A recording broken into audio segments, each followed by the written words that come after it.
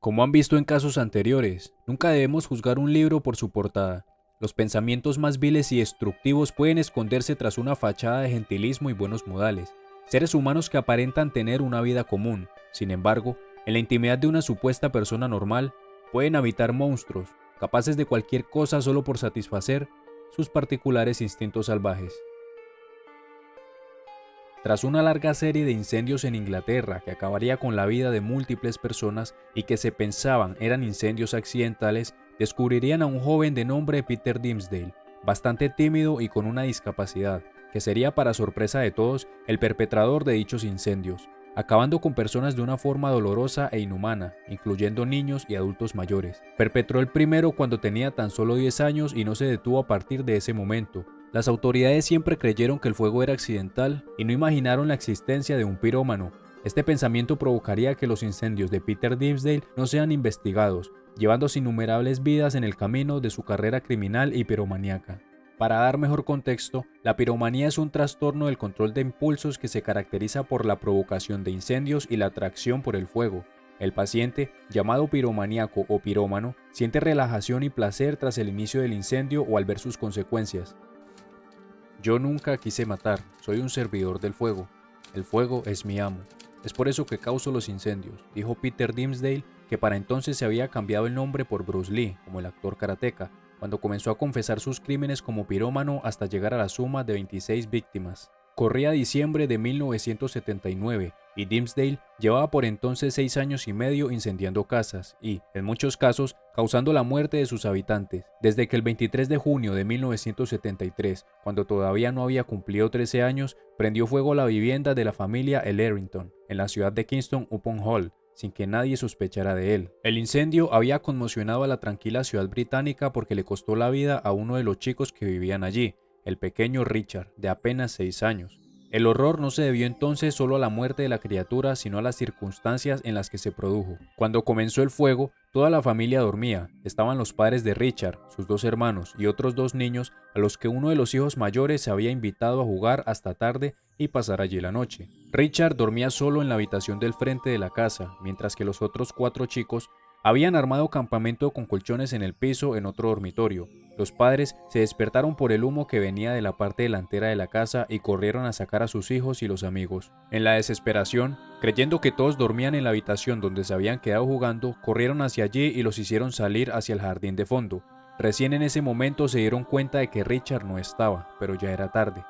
El fuego se propagaba rápidamente, les impidió entrar a buscarlo. Las autoridades del departamento de bomberos determinaron después que el incendio era intencional, iniciado afuera de la casa, pero pese a interrogar a todo el barrio, la policía no encontró ningún testigo que permitiera identificar al pirómano asesino. La muerte de Richard espantó a los vecinos, que se congregaron en el cementerio para despedir los restos del chico a quien todos querían y mimaban porque sufría una leve discapacidad.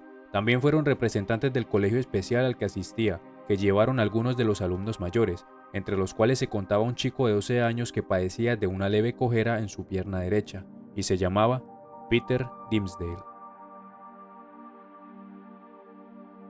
6 años después, cuando confesó todos sus crímenes, Peter aseguró que no sabía que su compañerito de escuela Richard vivía allí, que había elegido casualmente esa casa para perpetrar su primer incendio mortal. Peter George Dimsdale nació en Manchester el 31 de julio de 1960. Su madre se ganaba la vida como mujer de compañía y nunca se supo quién era su padre biológico. Pasó los primeros años de su vida con la abuela materna, que periódicamente lo dejaba en algún orfanato y después, quizás carcomida por la culpa del abandono, lo llevaba nuevamente de regreso a casa. Además, Peter tenía graves problemas de salud. Nació con una hemiplegia espástica congénita en las extremidades derechas, lo que lo dejó con una cojera en esa pierna y una compulsión a mantener su brazo derecho contra el pecho. Con el tiempo, tuvo episodios de epilepsia y le descubrieron una discapacidad mental leve. Pasó la infancia escuchando, en el barrio donde vivía y en la escuela especial, cómo los otros chicos lo llamaban con un apodo doloroso y cruel: el tonto Peter. era un chico tímido y tranquilo que solía pasar el tiempo en el jardín delantero de la casa de su abuela, fascinado por las llamas de las pequeñas fogatas que él mismo encendía con las ramas que encontraba, hasta que decidió pasar a mayores. Cuando tenía 10 años, contaría a la hora de confesar, perpetró su primer incendio, cuando prendió fuego a un negocio de su barrio. Era de noche y el local estaba cerrado, lo que evitó que hubiera víctimas. Terminó la primaria en la escuela especial y ya no pudo estudiar más. Durante la adolescencia trabajó de ayudante de albañil y de jardinero, aunque no duraba en los empleos porque su discapacidad física lo hacía lento. El apodo "el tonto Peter" que le habían puesto lo seguía persiguiendo. Por esa época se volvió fanático de las películas de Bruce Lee. Admiraba al actor karateca e imitaba sus gestos, lo cual le valía nuevas burlas de las personas. Una casualidad le permitió identificarse todavía más con el experto en artes marciales. Su madre, a la que veía esporádicamente, dejó la prostitución y se casó con un hombre de apellido Lee. El adolescente exigió entonces que le cambiaran legalmente el nombre y así Peter Dimsdale comenzó a llamarse Bruce Lee. Para entonces, era evidente que el karate no era lo suyo, pero su pasión por el fuego lo había transformado en un verdadero experto en provocar incendios que ya tenía varias víctimas en su haber. Después de quemar la casa de la familia Ellerington y provocar la muerte del hijo menor, Peter demoró 4 meses en reincidir y volver a matar con fuego.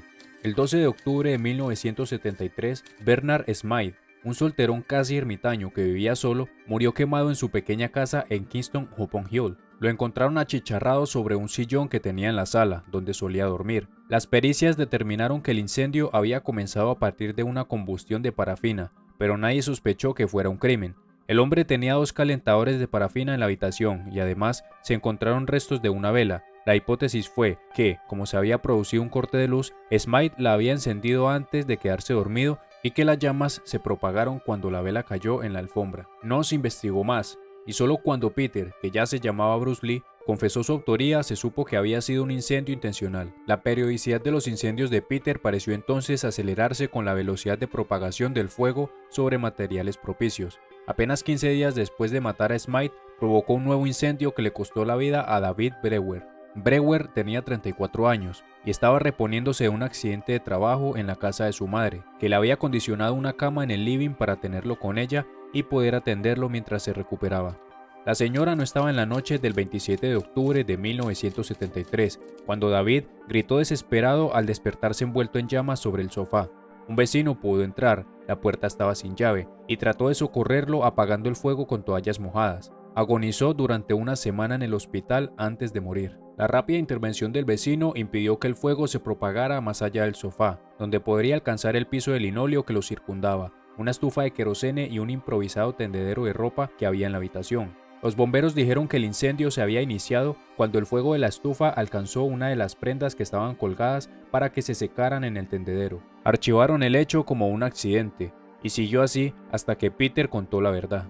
En los años siguientes, el pirómano Peter siguió incendiando y matando impunemente, no debido a que no lo encontraban, sino porque en cada caso se supuso que el fuego se había iniciado por algún desgraciado hecho fortuito. La noche del 23 de diciembre de 1974, la víctima fue Elizabeth Rockar, una viuda de 82 años con problemas motrices, que murió al incendiarse por completo su pequeña casa. Era una fumadora empedernida, y se creyó que el fuego se había iniciado porque se durmió con un cigarrillo encendido.